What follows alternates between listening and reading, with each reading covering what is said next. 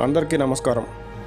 చంద్రబాబు గారు అధికారంలోకి వచ్చారంటే ముఖ్యమంత్రిగా ఆయన వ్యవహార శైలి సీఈఓ మాదిరి ఉంటుందని అంటుంటారు.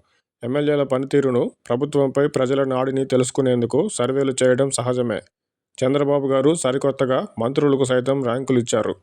ఆయా శాఖల్లో ఫైళ్లు ఎంత త్వరగా కదులుతున్నాయనేది ప్రాధాన్యంగా తీసుకున్నా ఏ ఏ అంశాల ప్రాతిపదికగా ర్యాంకులు ఇచ్చారో స్పష్టత లేదు.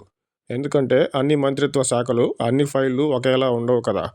మంత్రుల పనితీరును మదింపు చేయడం వరకు బాగానే ఉన్నా, అంతర్గతంగా ఏవైనా లోటుపాట్లు ఉంటే ఆయా మంత్రులకు చెప్పి వారితో సరిగ్గా పని చేయించుకోవాలి.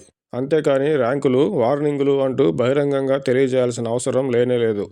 ఆ తర్వాత ర్యాంకులు ఇచ్చింది ఎవరిని తక్కువ చేయడానికి కాదని, వేగంగా పని చేయించుకోవడానికే అంటూ సమాధానపరచాల్సిన అవసరమూ ఉండేది కాదు.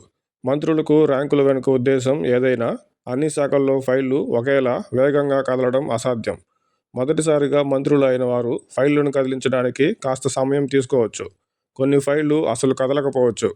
మరికొన్ని ఫైళ్లు ఇతర శాఖలతో ముడిపడి ఉండొచ్చు. ఇంకొన్ని ఫైళ్లకు మంత్రిమండలి ఆమోదం అవసరం రావచ్చు. అన్నిటికీ మించి మంత్రులందరికీ ఫైళ్లను కదిలించే పూర్తి స్వేచ్ఛ ప్రభుత్వంలో ఉందా లేదా అనేది కూడా ముఖ్యమే. మంత్రులకు ఇచ్చిన ర్యాంకులను బహిరంగపరచడం ద్వారా మంత్రులకు గానీ లేదా ప్రభుత్వానికి గానీ వచ్చే మేలు ఏమీ లేదు. పైగా కొందరు మంత్రులు సరిగ్గా పనిచేయలేదని ముఖ్యమంత్రి గారే బహిరంగంగా చెప్తే ప్రతిపక్షానికి ఒక ఆయుధాన్ని ఇచ్చినట్టే కదా.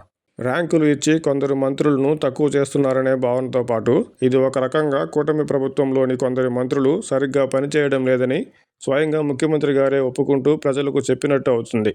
మరీ ముఖ్యంగా కీలకమైన హోంశాఖతో పాటు దాదాపు అన్ని శాఖల్లోనూ అనేక పనులు ముందుకు కదలడానికి కావాల్సిన ఆర్థికపరమైన అనుమతులు ఇవ్వాల్సిన ఆర్థిక శాఖ మంత్రులు ఫైళ్లను క్లియర్ చేసే అంశంలో ముఖ్యమంత్రి గారు ఇచ్చిన ర్యాంకులలో చివరిలో ఉండడం చూసి ప్రజలు ఏమని భావించాలి? ఈ ర్యాంకుల తర్వాత మొత్తంగా కూటమి ప్రభుత్వం పనితీరుకు ప్రజలు ఏ ర్యాంకు ఇవ్వాలి?